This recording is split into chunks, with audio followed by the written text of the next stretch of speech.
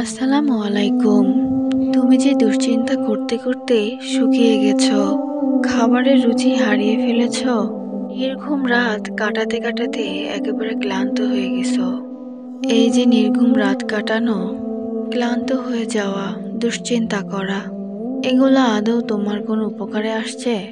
এগুলো আসলেই তোমার কোনো উপকারে আসছে না, বরং দুশ্চিন্তা করতে করতে তুমি তোমার মধ্যে মানসিক চাপকে বৃদ্ধি করছো, চলার পথে সাহসকে দুর্বল করছো, বেঁচে থাকার স্বপ্নকে তুমি ধূসর করে ফেলছো।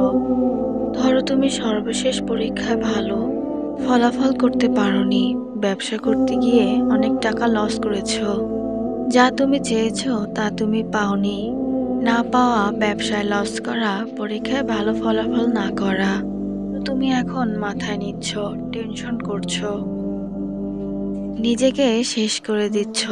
ভালো ফলাফল না করা, ব্যবসায় লস করা, যা চেয়েছো তা না পাওয়া, এখন এগুলো তুমি মাথায় নিচ্ছ আর নিজের মধ্যে মানসিক চাপ বৃদ্ধি করছো, নিজেকে শেষ করে দিচ্ছ। আসলে আমরা চাইলে আমাদের অতীতকে পরিবর্তন করতে পারি না। পৃথিবীর কোনো মানুষের কাছেই জাদুর কাঠি নেই, যার মাধ্যমে সে চাইলেই অতীতকে পরিবর্তন করতে পারে। কিন্তু তুমি চাইলেই বর্তমানকে পুঁজি করে ভবিষ্যৎকে আলোকিত করতে পারো। কেউই আমাদের অতীতকে পরিবর্তন করতে পারবো না। মনে রাখবে, যা হওয়ার তা তো হয়েই গেছে। সেগুলোকে মাথায় নিয়ে চিন্তা করে টেনশন বাড়িয়ে কেন তুমি তোমার বর্তমান সময়ের প্রোডাক্টিভিটিকে নষ্ট করবে, ভবিষ্যৎকে তুমি অনিশ্চিত করবে।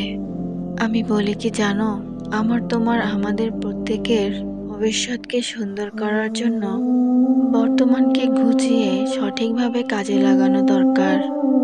তোমার কাছে, আমার কাছে, আমাদের প্রত্যেকের কাছে আজকে বর্তমান, ভবিষ্যৎ এই শব্দগুলো অত্যন্ত গুরুত্বপূর্ণ। ভবিষ্যতের চিন্তা না করে তুমি বর্তমানকে কাজে লাগাও।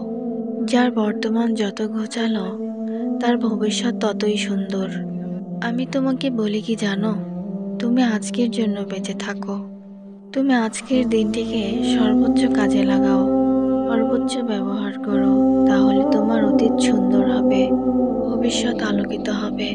পৃথিবীতে অতীত বলে কোনো শব্দ নেই, ভবিষ্যৎ বলে কোনো শব্দ নেই। বরং আজকে যেটা বর্তমান, এটাই আগামীতে অতীত হবে। আজকে তোমার কাছে যেটা ভবিষ্যৎ, সেটাই কিছুদিন পর তোমার কাছে বর্তমান হয়ে ধরা দেবে। তাই আমি তোমাকে বলছি, আজকের দিনটিকে সর্বোচ্চ কাজে লাগাও। অবশ্যই তুমি সফল হবে, ইনশাআল্লাহ। আমার ভিডিওটি ভালো লাগলে বেশি বেশি শেয়ার করে দেবেন এবং আমার চ্যানেলটি সাবস্ক্রাইব করে আমার পাশে থাকবেন। সবাই ভালো থাকবেন। আল্লাহ হাফেজ।